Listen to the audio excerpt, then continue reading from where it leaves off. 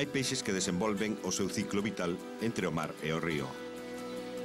Moitos deles nacen nos ríos e, pasada a época levín, regresan ao mar para alimentarse. Pero cando precisan reproducirse volven ao seu lugar de nacemento. A estes peixes que fan migracións prolongadas para reproducirse chamámoslles peixes migradores. Deles hai unhas cuantas especies en Galicia, a maioría coñecidas polos pescadores porque adoitan ter un alto valor comercial. As especies dos ríos galegos son as máis conocidas, son o salmón, o reo a forma migradora da troita, pero despois temos especies importantes desde o punto de vista económico como a lamprea, por exemplo, ou a anguía, e outros máis desconocidos como son as zamborcas, que son dúas especies que para o profano é difícil diferenciar, por eso se coñecen xeralmente como zamborcas, aínda que hai quen lles chama sabel ou sábalo ou saboga a estas dúas especies do xénero alosa. Galicia é a terra dos 1000 ríos. Debería haber moitos exemplares, pero os dados científicos aseguran o contrario. Uns dados que se recollen para coñecer a presión a que están sometidas especies outrora abundantes, como o salmón ou a anguía. Falamos de peixes de temporada, que sufriron adaptacións vitais para facer compatible a vida en auga doce e en auga salgada. Son unhas especies que, dende o punto de vista científico, son moi interesantes por esa especial adaptación que teñen que facer, que teñen que sufrir para aguantar auga doce con pouca salinidade e auga salgada con unha salinidade elevada. Eso, dende o punto de vista fisiolóxico, é un esforzo terrible que teñen que adaptar no seu metabolismo. Por lo tanto, esa capacidade de adaptación, esos procesos fisiolóxicos son moi importantes do punto de vista científico. Dende o punto de vista patrimonial da biodiversidade, son especies que están normalmente distribuídas por zonas moi restritas da xeografía mundial, por lo tanto teñen un valor importantísimo. E ademais, lamentablemente, estas especies están sometidas ás presións, tanto as presións producidas no ambiente fluvial como as presións no mar, e moitas delas son presións de tipo climático que compre coñecer e investigar. O feito de que moitas especies migratorias cheguen indistintamente a ríos galegos do norte de Portugal ou mesmo ás costas da Aquitania francesa obrigou a unha posta en común dun observatorio destas especies no suroeste europeo.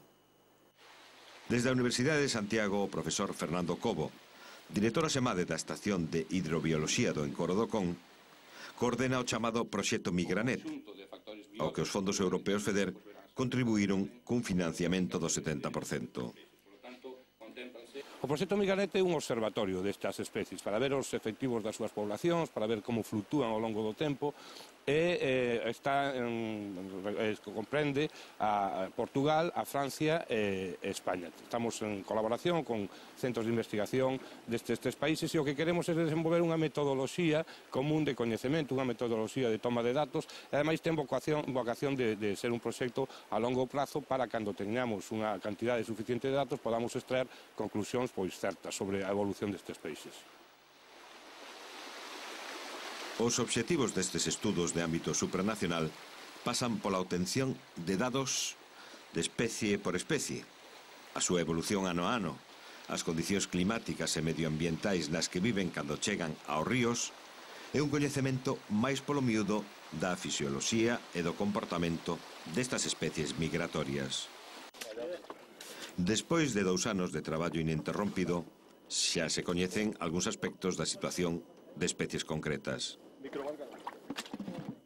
Temos especies que están en un serio perigo de desaparición, como é o caso de anguía. A anguía está a piques de estar moi por debaixo do seu número de individuos que sostenen esta población de aquí a uns anos. Hai outras que se ven afectadas, pero localmente, como o caso do salmón, e outras, como no caso da lamprea, que vemos que en algures empeza a ter un remonte, un repique do número de individuos.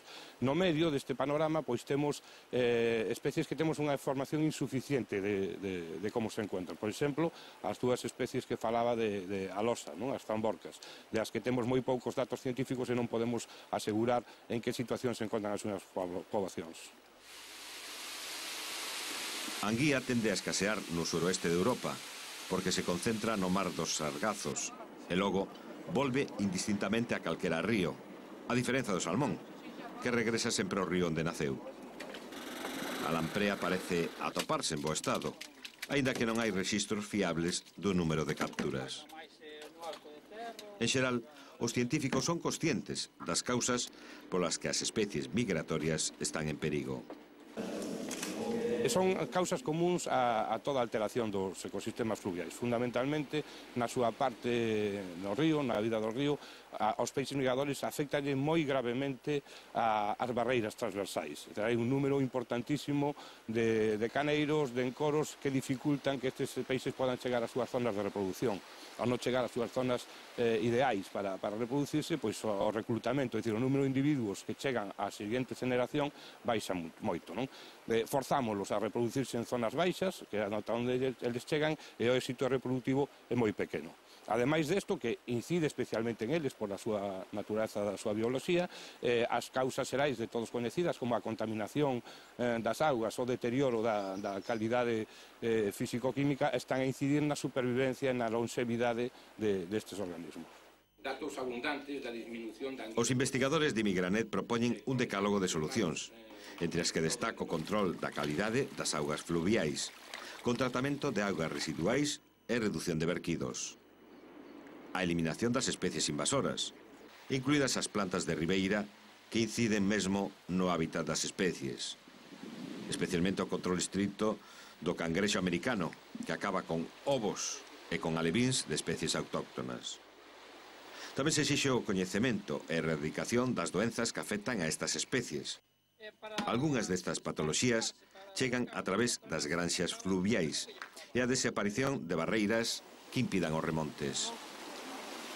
Axeitar os nosos ríos para que estes peixes podan chegar ás súas zonas reproductivas. Temos que establecer escalas, pasos, axeitados a cada tipo de obstáculo, e mesmo aqueles obstáculos que están en desuso, pero que están ocasionando un serio impedimento na súa circulación fluvial, pois eliminarlos totalmente.